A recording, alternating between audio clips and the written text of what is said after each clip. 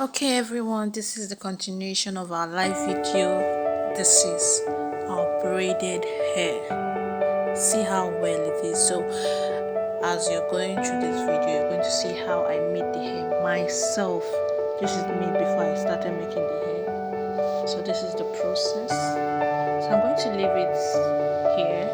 I'm not going to say anything and then allow you to watch and then rate. Please don't forget to like and subscribe